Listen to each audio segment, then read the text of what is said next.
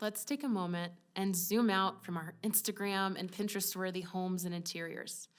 What does your favorite chair have in common with your new shirt of the season?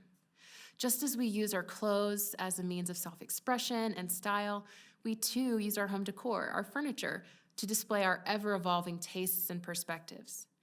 In my years as a furniture designer, creating scores of products with lifestyle brands like Anthropologie, I hear one phrase over and over again: furniture follows fashion.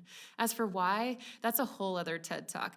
But for better or worse, and in so many ways, it is just so true. So if furniture follows fashion, let's look at one specific way we all desperately need it to keep doing so, and what that positive impact could look like. The modus operandi in the furniture industry for a long time now has been about offering accessible, trendy designs at a great price. Brands and retailers aim to launch the hottest products continually, and many are in the very competitive race to the bottom on prices. The status quo, in the fashion industry has also hinged on accessible, trendy designs at the cheapest prices. In fashion, this has been coined as fast fashion, and that term carries a pretty negative connotation, especially when it comes to what's behind the curtain or midi skirt. Similarly, the furniture industry is in its equivalent fast fashion phase.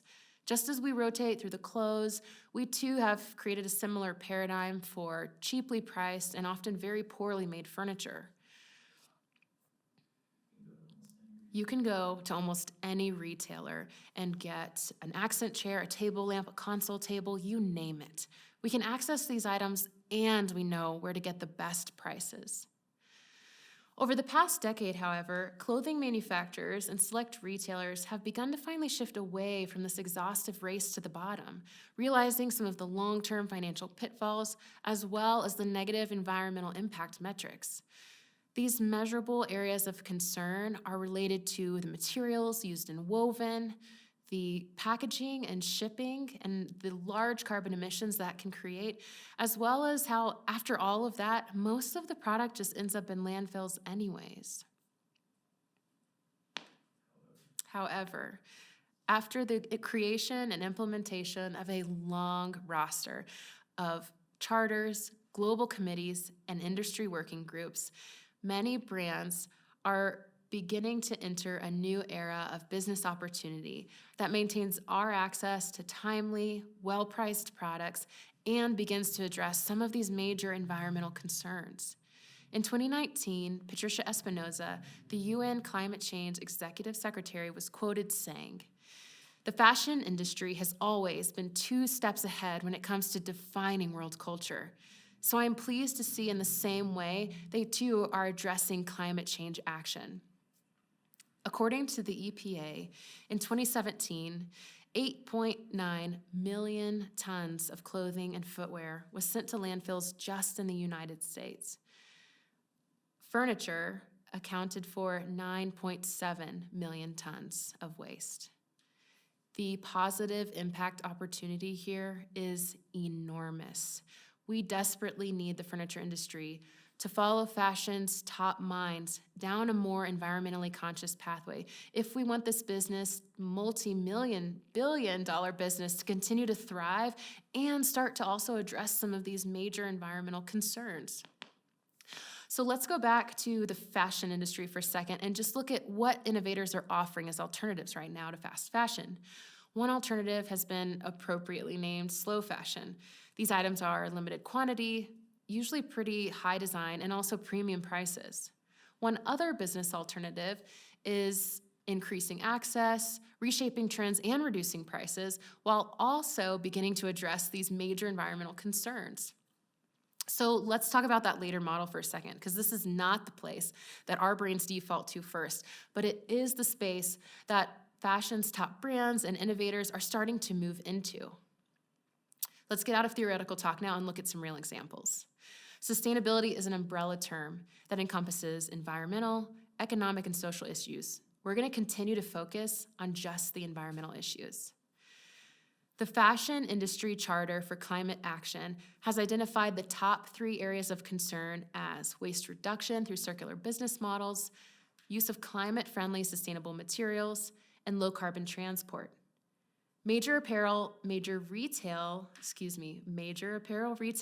H&M began the Garment Collection Program in 2017.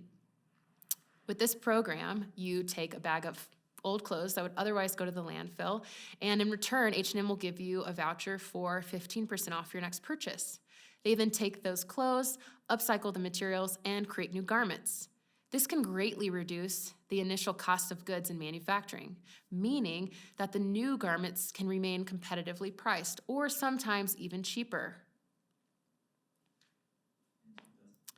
In 2018, major furniture retailer IKEA also launched a similar take-back program. Customers could take IKEA furniture back. They would then refurbish the product or donate it to homeless efforts in the region. With brands offering up to 15% off your next purchase, we can all agree that it would be nice to get, say, a $35 shirt for $29. But what about the bigger ticket items, like that sofa you've been eyeing for a while? A $1,500 sofa could become $1,200. So what would it look like for the furniture industry at large to adopt these major environmental concerns that the fashion industry has begun to look at? For furniture manufacturing specifically, this could look like circular design for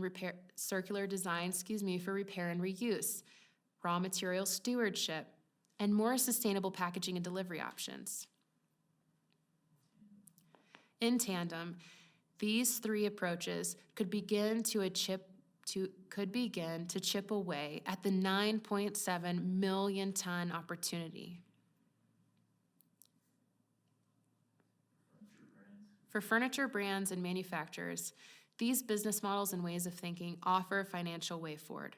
For my fellow product designers, 80% of environmental implications and opportunities for reuse happen in the concept design phase. And for consumers, these types of innovations offer way easier ways to offload old products while maintaining your access to well-priced, fresh items. So what could your favorite chair have in common with your shirt of the season? It could be made of upcycled materials. It could have a smaller carbon footprint, and it could be picked up by the retailer when you're done for a credit off of or percentage off of your next favorite chair. So let's continue to watch the fashion industry evolve, but let's really ask the furniture industry to follow.